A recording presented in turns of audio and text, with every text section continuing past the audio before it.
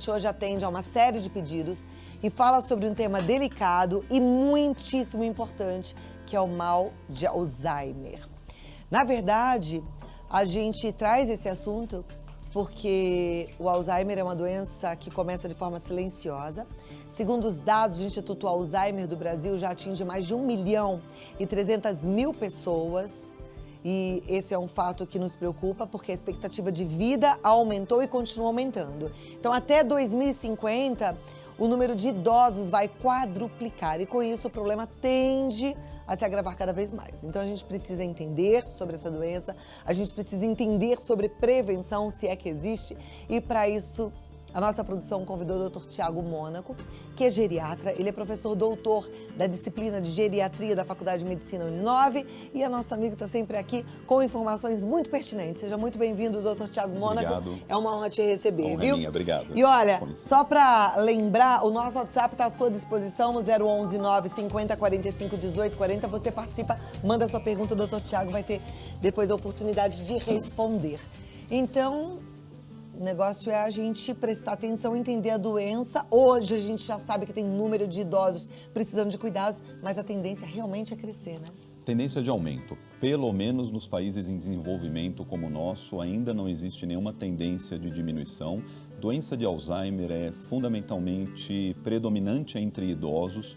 O próprio envelhecimento da nossa população, que é uma grande conquista, acaba sendo um grande desafio por causa da doença de Alzheimer, que é um dos maiores desafios ao envelhecimento saudável hoje no Brasil. A gente já conversou bastante sobre Alzheimer aqui no programa. Quem acompanha o programa todos os dias já teve a possibilidade de aprender um pouco sobre essa doença, mas sempre eu tenho a informação de que é uma doença que ainda não tem aí um tratamento de fato comprovado, eficiente. Existem vários testes, né? A medicina não para de estudar sobre isso, é verdade? Sem dúvida. Uma coisa importante, Cláudia, que você fala, o fato de termos poucos medicamentos e poucas novidades no mercado mundial, só para ter um exemplo, a última droga que foi aprovada especificamente para tratamento de Alzheimer é basicamente de 2000, 2002, de lá para cá já foram testadas mais de 300 drogas e nenhuma nova foi aprovada, né? Estou falando da memantina, né? No entanto, os estudos não param, né?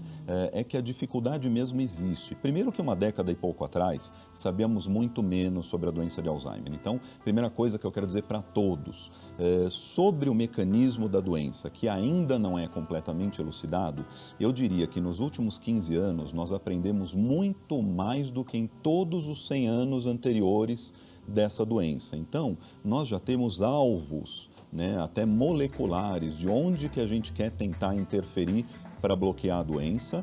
Nós já temos medicamentos que nos modelos animais de doença de Alzheimer chegaram a ou bloquear a progressão da doença ou, dadas antes do surgimento da doença em modelos em camundongos, conseguiram impedir a progressão da doença de Alzheimer. Então, sabemos muito mais do que sempre soubemos. Temos um medicamento, inclusive, terminando suas últimas fases de estudo, outro na penúltima fase de estudo, ambos em humanos. Então, assim, em termos de tratamento, no nível da pesquisa, caminhamos a passos largos. Uhum. Em termos de remédio disponível no mercado, nós estamos em 2002 ainda. 15 anos atrás. O que é uma pena, né? E toda a classe médica concorda. A gente até conversou com o oncologista, Dr. Drauzio Varela, e ele também fala o que pensa sobre essa doença. Aliás, vamos compartilhar com a turma que está em casa. Pode rodar.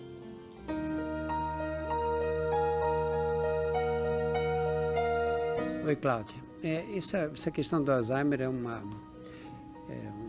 dos grandes mistérios ainda da medicina atual. A gente sabe identificar, tem critérios de diagnóstico, não é aquela ignorância que havia no passado. E é um desafio não só da medicina, mas um desafio da sociedade. Como é que você vai lidar com essa grande massa de pessoas que vão perdendo a memória e que vão se tornando cada vez mais dependentes, né? Quem vai cuidar dessa gente toda? Como o sistema de saúde vai lidar e que tipo de amparo social essas pessoas vão receber? Isso é um problema muito sério. Pois é, e daí a gente quer continuar entendendo, quer continuar aprendendo, né? E, se possível, prevenindo. Existe prevenção? Então, o interessante que vale a pena destacar, inclusive em relação a esse comentário difícil do Dr. Drauzio, né? Quer dizer, como que se há de cuidar de tantos casos? Mundialmente, Cláudia, são 30 milhões, né, de pessoas com a doença de Alzheimer. Então, como prevenir? Hoje, nós já sabemos que a doença de Alzheimer clássica, essa que a gente vê nos idosos, essa que é quase 97% dos casos, é uma doença multifatorial. Multifatorial por quê? Porque o nosso cérebro procura impedir o processo de Alzheimer de se instalar e de progredir. Para isso, ele tem que estar saudável. Então, já sabemos que fumo, falta de exercício físico, má alimentação, especialmente ricas de gorduras insaturadas, bem como hipertensão, bem como diabetes, tudo isso reduz a saúde cerebral e aumenta o risco da doença acontecer. Existem grandes estudos epidemiológicos, ou seja, populacionais, que foram feitos mundialmente, que criaram uma estimativa. Só para a gente ter ideia, esses fatores eles estão tão ligados ao surgimento da doença que estima-se que se eu conseguisse pegar todos esses fatores que a gente citou e reduzir 1/4, 25%, né? Então, de cada 4 pessoas eu tivesse uma a menos com esses fatores de risco, estima-se que eu poderia reduzir o Alzheimer a 50% no mundo, né? Que seria maravilhoso. Seria maravilhoso. Estamos falando de milhões de pessoas a menos com essa doença, né? Agora, tem que ser antes do surgimento, né? Tem que ser precoce, desde sempre. Ok. A pessoa que vai desenvolver a doença, ela dá alguns indícios? Então, ela dá alguns indícios quando já está desenvolvendo, né? Como você mesma disse no começo do programa, a doença de Alzheimer, no início, ela é uma doença silenciosa. Nós temos estudos com autópsia de pessoas que se voluntariaram, doaram os corpos à ciência, né? E que faleceram saudáveis do ponto de vista neurológico e que a autópsia mostrou que já tinham Alzheimer, né? Ou seja, iriam, se tivessem continuado vivas, desenvolver a doença. Já sabemos que a doença já se instala no nosso cérebro anos ou até década antes dos primeiros sintomas. Então, a verdade existe um estágio 100% silencioso da doença de Alzheimer, que nós ainda não temos como detectar. Esse é um outro desafio de pesquisa científica. É isso que eu estava pensando, não tem, né? porque se ela está instalada no cérebro, não teria uma ressonância, uma tomografia, nada que pudesse detectar. É o que se está tentando, né? Um dos estudos que estão mais avançados nesse sentido é justamente uma ressonância que consegue detectar a substância que se acumula patologicamente, né, de forma anormal, né? Então seria como se fosse uma ressonância que é uma autópsia virtual, né? Ela consegue olhar dentro do nosso cérebro e detectar o que se detectou nessas autópsias. É promissor. Acreditamos que vai conseguir trazer o diagnóstico para antes dos sintomas. Ainda não temos para uso clínico, mas pode ser uma questão de poucos anos, né? Tem muita gente que fala que alguns alimentos, eles são causadores da doença de Alzheimer. Por exemplo, eu já ouvi falar, quem come quibe cru, quem come carne crua, carpaccio, tem maior probabilidade de ter Alzheimer. É verdade isso? Não é. É mito? Sim, talvez a confusão seja por conta daquelas chamadas encefalopatias esponjoformes, que a mais famosa é aquela doença da vaca louca, né? A doença da vaca louca, ela é uma doença totalmente diferente do Alzheimer. Ela é uma doença de um grupo raríssimo, no qual a gente come uma proteína, essa proteína não se desfaz no nosso organismo, ela vai parar no cérebro e ela causa uma multiplicação de cópias dessa mesma proteína. Ela não é um vírus, não tem classificação para isso, não é uma forma de vida, né? É uma proteína que causa essa doença e é uma proteína que, se fizermos o cozimento da carne, ele destrói. né? Agora, é importante notar que a fonte de carne, né, os bovinos, o gado, ele também adoece, né? Então, eu teria que comer a carne do gado doente. O gado saudável, que está examinado, isso em tempos de denúncias de carne é importante dizer, né? O gado que está saudável, ele é livre disto, né? E os veterinários conseguem identificar quando isto existe. Então, comer a comida crua do gado saudável não vai trazer a doença da vaca louca, né? Que é uma doença, é uma forma de demência, portanto é semelhante ao Alzheimer, né? Mas não vai trazer, eu teria que comer uma carne infectada. Ok. Aquela história de beber vinho toda noite, eu queria que todo mundo prestasse atenção nisso, até porque o índice de alcoolismo entre os idosos está aumentando, o que é uma preocupação grande, mas foi muito difundida há algumas décadas. Então, as pessoas falavam, tem que tomar uma tacinha de vinho toda noite. Isso é verdade? Então, você mesma disse, o grande perigo do álcool, né? É verdade, especificamente, nem tanto Alzheimer, né? Existem alguns estudos com dados controversos, né? Mas em termos de coração, não há dúvidas de que eu tenho um certo efeito protetor cardiovascular. Mas é do resveratrol, né? Ou é do álcool? O álcool tem um efeito marginal, né? O álcool, ele tem uma coisa curiosa que ficou conhecida como curva em J. Curva em J por quê? Porque se você imaginar um gráfico com 0 álcool, eu tenho um certo risco. Um mínimo de álcool diário, esse risco cai um pouquinho. Mais um mínimo a mais já empatou. A partir daí, eu multiplico os riscos do consumo do álcool. Então a palavra o perigo moderação. Porque aí de repente se você começa com uma tacinha toda noite, isso pode crescer, porque o alcoolismo é uma doença progressiva, então aí tem um alerta também. Exato. Acho que a gente precisa ficar bem atento. Agora, conhecer a doença e aprender um pouquinho sobre como lidar a doença, eu sei que ameniza muito o sofrimento da família, né? Perfeito. Porque a família sofre com a pessoa que tem o mal de Alzheimer, né? Enfrenta uma série de dificuldades. Sem dúvida. A gente deve alertar essa pessoa que está doente de que ela está perdendo a memória, ou a gente deve entrar naquela história e não criar essa angústia? Perfeito, Tipo, mamãe, por que você está falando isso? Já me falou várias vezes. Ou hoje você não colocou a roupa adequada. Como é que é o comportamento ideal? Perfeito, depende, porque o Alzheimer tem fases, né? A fase na qual o Alzheimer ele é realmente diagnosticado já é a fase em que eu estou com um comprometimento razoavelmente grave, tá? Então, nesta fase, a pessoa ela já tem que ter aquela autonomia protegida. Ela já não estará trabalhando sozinha, fazendo coisas absolutamente sozinhas, né? Neste sentido, ela pode até não precisar saber da doença. Talvez não haja necessidade, e frequentemente a minha opinião é de que não há a necessidade de impor um sofrimento constante. E vai além da doença, né, Cláudia? Eu tenho casos no consultório, por exemplo, de portadores do Alzheimer que esquecem que perderam os seus cônjuges, né? E ao perguntar e receber a notícia, eles vão ter o sofrimento como se fosse da primeira vez, né? E aí eu pergunto, né, de que vale eu dar a notícia da morte da esposa ou do esposo de alguém, né? Repetidamente, ver essa pessoa sofrendo repetidamente. Para fazer sofrer várias vezes, né? Várias vezes. Então, muitas vezes eu oriento, fala que viajou. É verdade. Viajou, a pessoa esquece, Evitar não é? o sofrimento, né? Eu acho. Existem pessoas que lidam com o Alzheimer de forma muito inusitada, diferente, alguns até de forma muito divertida. A gente já teve a oportunidade de mostrar aqui no programa um neto que curtia a avó com muita diversão, com muita alegria, de forma lúdica. Hoje, por exemplo, eu recebi uma mensagem e tem um Facebook que inclusive é mãe de uma querida nossa, que é a Roberta Ometec.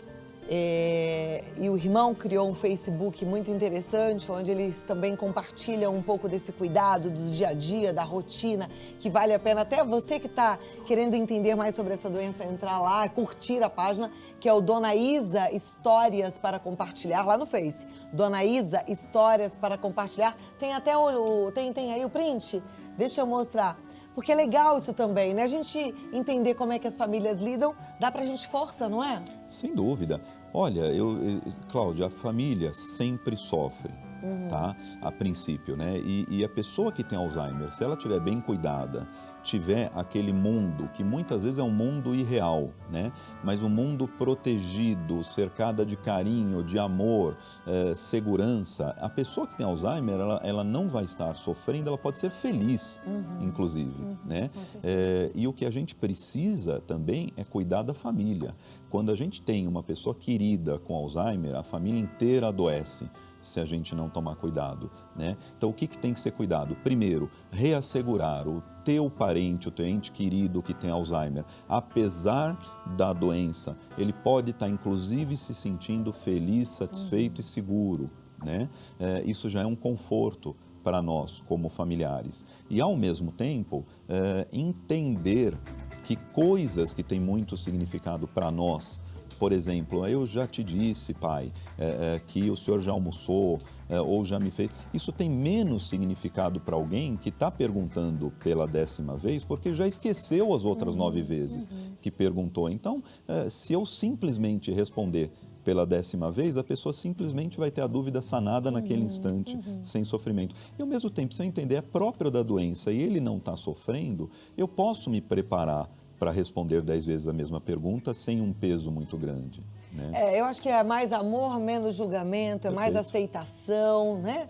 E a gente vai levando a vida com leveza. Entra lá no Dona Isa Histórias para Compartilhar e curte também esse Facebook, porque eles inclusive estão participando aí de um concurso, concorrendo a cuidados, material de higiene pessoal, por um período de tempo, e eles precisam dessa força. Então entra lá e aí lá você também vai conhecer outras histórias interessantes. Eu tenho certeza que esse aprendizado não é demais, ao contrário, quanto a gente mais sabe, melhor a gente lida com a doença, né? Exato. Ela é progressiva, doutor? Ela é progressiva até o presente momento. Ela é progressiva e irreversível. Não temos ainda um medicamento que pare a progressão da doença. Isso a gente também precisa entender, precisamos nos preparar e saber que pesquisas existem. Podemos ter novidades muito importantes, né? Não é que a medicina e a pesquisa não estejam ocorrendo, mas é muito difícil surgir um novo remédio para doenças cerebrais, né? Então ela é progressiva e irreversível. A Bernadette, ela pergunta exatamente isso, né? Então, ela que é lá de Agrestina, no Pernambuco, quer saber se existe um medicamento para a doença. Em teste, ainda nenhum comprovado, né? Que pare não. Agora, existem medicamentos que melhoram os sintomas, que especialmente nos primeiros anos de doença, dão uma trajetória até que parecem lentificar a doença. Quimicamente não lentifica, mas não é um problema. O fato é que para quem está em volta, eles dão um suporte, melhoram questões de comportamento, de sono. A gente tem como melhorar a condição do paciente e condição do cuidado com os remédios de hoje. Que é muito bom, então a gente, se puder fazer uso, melhor ainda. A Esther Chaves Vieira, ela é de Mantenópolis, no Espírito Santo. Ela diz: minha mãe tem essa doença, já parou de falar e andar há 4 anos. A minha pergunta é, nós, os filhos, temos a probabilidade de ter essa doença também? Bom, a priori todos nós temos, viu? Pode ser que a mãe deles tenha tido a doença de Alzheimer com a concorrência, a associação de uma genética de maior risco? Pode. Pode ser que a mãe deles tenha a genética de menor risco possível e tenha tido a doença. Então, a doença de Alzheimer é uma doença multifatorial, gente. Existem genes que aumentam o fator de risco, bem como fumo, sedentarismo, dieta ruim, maus cuidados, diabetes, tá? No presente momento, uma mensagem importante é: nós ainda não temos nada o que fazer com esta informação de se eu tenho a pior genética ou a melhor genética. Então, nem mesmo eu nunca fui ao laboratório ver qual é o meu genoma, porque isso não muda o que deve ser feito. E, por outro lado, com todos esses fatores de risco, eu tenho que ter atividade física, uma alimentação melhor, cuidar de não ter hipertensão, de tratar, não fumar ou parar de fumar, não beber álcool em excesso. Então, o foco nosso tem que ser nos fatores modificáveis. Se a partir de algum momento evolua a terapia genética, mas isso está tudo no plano de estudo, vamos ver a tua genética. Mas nesse momento, tenha uma vida saudável. Isto, de fato, reduz o teu risco de ter Alzheimer. Muito bem. A Iraci, ela é de Promissão e a mãe dela já tem 97 anos, ela disse que ela está bem esquecida. Ela quer saber se esse esquecimento faz parte da idade ou é Alzheimer? Bem, somente alguém avaliando a tua mãe, né? Agora, acima dos 90 e poucos anos de idade, a doença de Alzheimer tem uma incidência muito grande, 40% ou quase 50%. Então, nem que seja só pelo fato de probabilidade, ela tem uma probabilidade alta de ter Alzheimer, mas ela pode ter um esquecimento normal. Isso teria que ser avaliado e colocado no contexto. Tá. A Marília Santos, ela é de Petrópolis, lá no Rio de Janeiro, e ela quer saber o seguinte: a pessoa que tem Alzheimer, ela precisa de cuidados 24 horas com alguém por perto. E aí ela pergunta, o que fazer se precisar deixá-la algumas horas sozinha? Tem algo que possa ajudar a pessoa que tem Alzheimer a lembrar para quem ligar? Alguma dica para que possamos colocar em prática no dia a dia? O senhor responde já, tá bom? Agora vamos voltar aqui para o Dr. Tiago Mônaco, que é geriatra e está nos ajudando a entender melhor sobre a doença de Alzheimer. A pergunta que eu fiz foi da telespectadora de Petrópolis e ela quer saber se existe alguma dica, se precisar sair, deixar a pessoa que tem Alzheimer sozinha, tem algo que possa fazê-la lembrar para quem ligar no caso de emergência? Então, essa é uma situação de muito risco, né? Primeiro problema que temos para responder é que a doença de Alzheimer, ela começa, como já vimos, mesmo antes de qualquer sintoma, progride com sintomas leves e esses sintomas vão aumentando. Portanto, sem saber em que fase da doença ela se encontra, eu não tenho como te responder com certeza. O que eu posso te dizer é, certamente que a partir de um certo momento da progressão da doença, ela não está segura em estar sozinha. Entendi. Né? Por exemplo, sabe aqueles colares que tem um botãozinho de pânico, pulseira, tipo relógio, que tem um botãozinho de pânico? Isso para uma pessoa com Alzheimer funciona? Ela vai lembrar? Pode esquecer de apertar. Ela pode esquecer de apertar. Pode esquecer, né? Não existe uma garantia. Não, o que eu tenho visto, primeiro, em quadros leves, que a pessoa, desde o comecinho, já foi treinada, por exemplo, a olhar bilhetes e consegue ainda manter uma rotina. Isto a gente sempre reavaliando se isto está continuando a acontecer, né? Porque em algum momento vai parar. O ambiente todo seguro, pessoa não tendo como sair, mas ainda assim super perigoso de estar sozinha, talvez monitorada por câmera, mas não é seguro, né? A gente sabe que não é ideal. O ideal é o paciente estar acompanhado. Ok. A nossa telespectadora aqui de São Paulo, ela fala, eu estou com esse problema depois de um acidente muito grave. O que eu posso fazer para melhorar? Leitura é bom, porque eu esqueço até da leitura. Tem pessoas que pensam que eu estou com má vontade. Olha, pelo que entendi, ela entende que tem Alzheimer depois de um acidente. É altamente improvável, isto não é uma causa do Alzheimer, tá? O que pode acontecer a pessoa pode ter tido um trauma que tenha causado outras causas de esquecimento, com trauma de sistema nervoso central. A pessoa pode estar desenvolvendo eventualmente uma depressão por conta do sofrimento do acidente e está ou funcionando um pouquinho pior ou acha que está um pouco pior, né? Até porque, via de regra, doença de Alzheimer, a pessoa costuma não perceber que esquece, né? Então, eu acho muito improvável que alguém que conseguiu assistir o nosso programa, mandar a mensagem de forma adequada, tenha sintoma de doença de Alzheimer. Deve ser Agora, alguma se coisa. for um problema de esquecimento causado pelo trauma e algo que afetou o sistema nervoso central, a leitura é um bom exercício? Jogos de passatempo que estimulem o cérebro, eles são bem-vindos nesse caso? Eles são bem-vindos para todos. Sempre? Para todos. Tá. O que ela vai ter que entender especificamente é por que ela está esquecendo logo após o acidente, né? É um trauma psíquico que ela desenvolveu, houve um trauma físico, esse trauma físico é reversível, não é? Ela precisa ser diagnosticada direitinho. Tá joia. A nossa telespectadora de Goiânia, ela diz, boa tarde, Cláudia, minha avó, há alguns anos, foi deixando de andar, foi perdendo os movimentos pouco a pouco, hoje já não fala, não anda e não come sozinha. Precisa fazer o uso de fraldas. O médico disse que é Alzheimer, mas não acredito que seja, pois ela sabe quem somos, pois sempre se emociona quando me vê e vê outras pessoas que ela gostava muito. Há alguns anos, quando ainda falava, ela sabia até o nome das pessoas, só não sabia conversar. Gostaria de perguntar, ela tem Alzheimer ou não? Qual é a sua opinião, doutor? Olha, não é a história mais habitual, pelo menos da maneira como ela conta, né? Claro que para fazer qualquer avaliação que a gente chama diferencial do diagnóstico teria que ser super individualizado, mas assim, a doença de Alzheimer, ela não começa com alterações de marcha, de caminhar, né?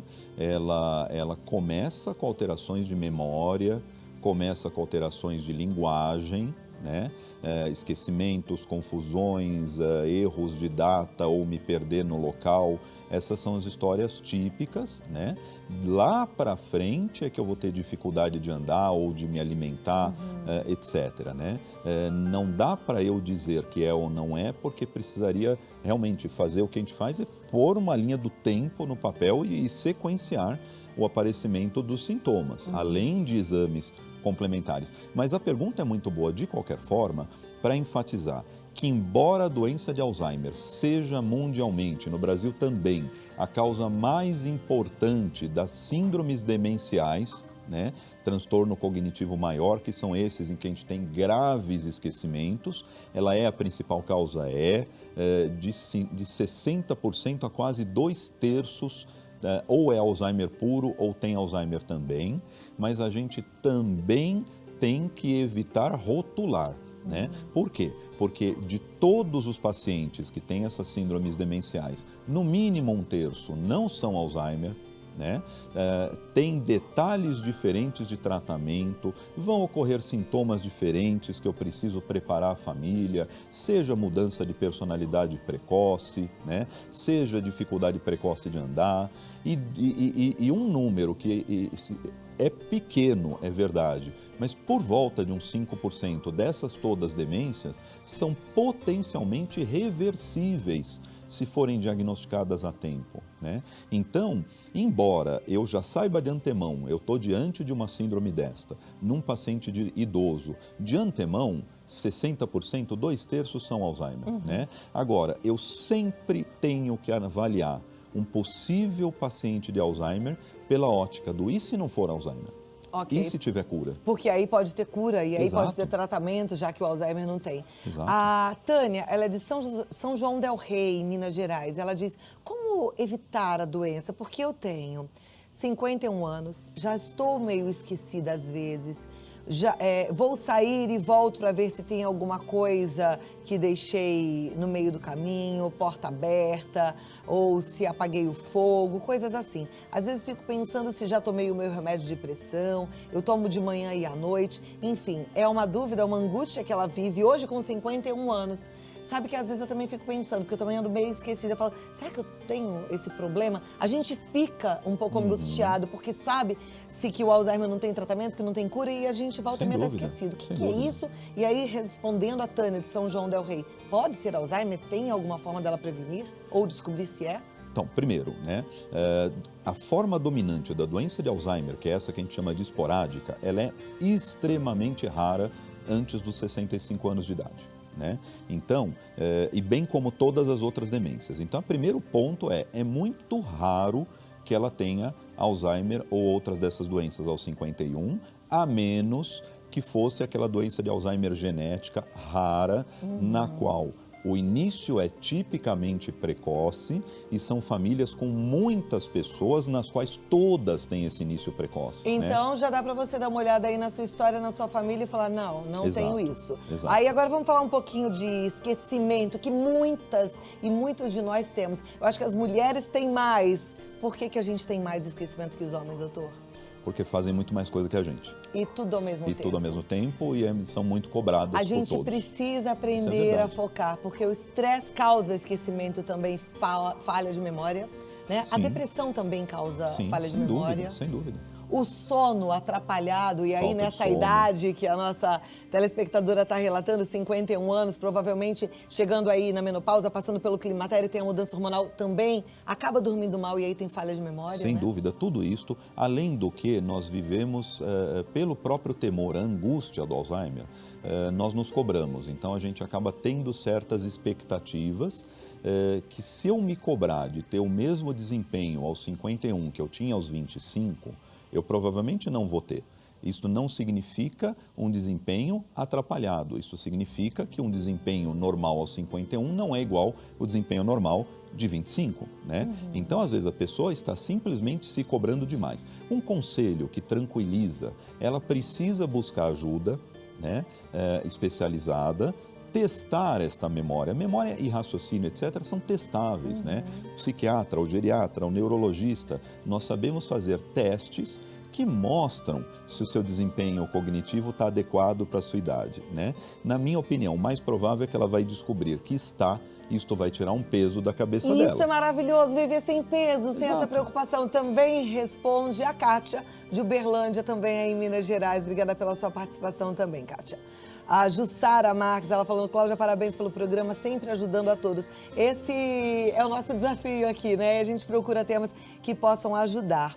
O nosso telespectador ou telespectadora aqui de São Paulo está perguntando, essa doença, doutor, pode deixar o paciente muito magro? Sim.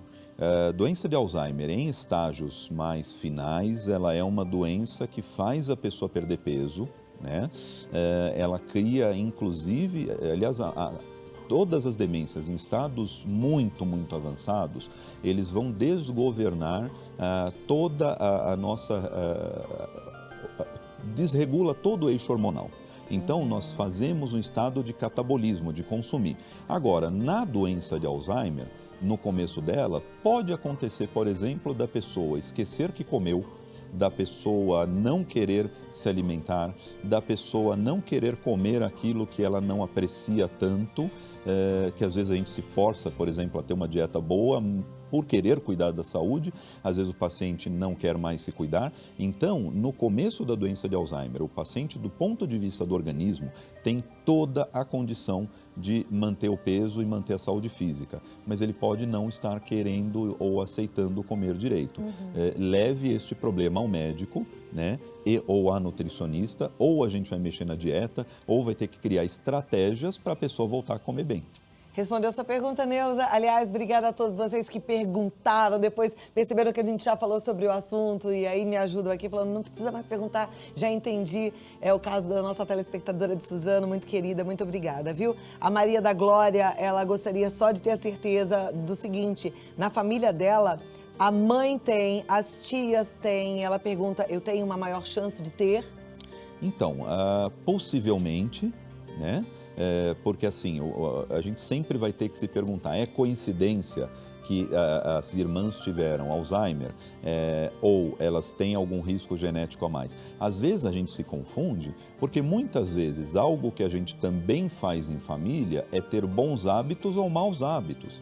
Então, às vezes, a gente se depara com uma família em que 3 irmãos tiveram Alzheimer e vai ver um fator de risco genético pequeno, mas às vezes foram 3 irmãos que foram hipertensos, diabéticos, dislipidêmicos e não se exercitaram, né? Então, família tem genética, mas tem estilo de vida em comum. Pode ser que você tenha um risco aumentado. De qualquer forma, o que se há de fazer hoje? Cuidar dos seus fatores de risco reversíveis, ou seja, estilo de vida, cuidado com as doenças crônicas e boa alimentação. Perfeito. A nossa telespectadora de Uberlândia, ela diz o seguinte, a respeito do teste que está sendo desenvolvido em São Paulo, ela é a Ineida, ela diz, a minha mãe está em estado muito avançado, ela poderia trazer a mãe para fazer esse teste? Olha, eu conheço alguns estudos, o Hospital Sírio-Libanês está participando de um estudo no nível mundial sobre diagnóstico precoce do Alzheimer, inclusive com aquela técnica. Pelo que eu entendi, a sua mãe já está diagnosticada com a doença, né? O Brasil ele não está nesse momento participando do estudo de última fase das drogas, né? De qualquer forma, ela não seria candidata porque é um estudo sobre um diagnóstico mais precoce da doença, né? Esse que eu tenho conhecimento. É mais aguardar o que vem de novidade por aí. Ok. Gente, tem muitas participações, eu fico muito agradecida. Fico feliz também que você que está em casa gostou, tem muitos elogios, tem muita gente agradecendo. E eu é que agradeço. Agradeço a sua audiência, agradeço a sua participação também através do nosso WhatsApp. E eu espero que a gente possa pescar aqui, reter e praticar aquilo que o doutor ensinou pra gente, que é cuidar mesmo da nossa alimentação. da nossa atividade física, que não é assim, eu gosto ou não gosto de fazer exercício, é uma questão de ter que fazer exercício, então a gente precisa aprender a gostar, né? É igual escovar dente. Eu não gosto de escovar dente. Não existe isso, a gente tem que escovar os dentes. Então a gente tem que aprender a gostar, tem que escovar, é inegociável. Eu nem sei se existe essa palavra, mas é inegociável. Tem que fazer exercício físico. Nem que seja uma caminhada em volta do quarteirão, dá umas agachadas, pega um saco de arroz, porque o nosso músculo, o nosso corpo, as nossas articulações, eles precisam desses estímulos, tá bom? Então leva a sério tudo isso. E aí, a gente falou de leitura, dos jogos, e o doutor falou muito bem, tudo isso é muito bom, é muito positivo. Então vamos praticar, não vamos deixar o cérebro parado, não. Eu sei que muita gente já parou de trabalhar, se aposentou, mas vamos exercitar a cabeça, né? Sem dúvida, isso é importante. sem dúvida. E ser feliz, né, doutor?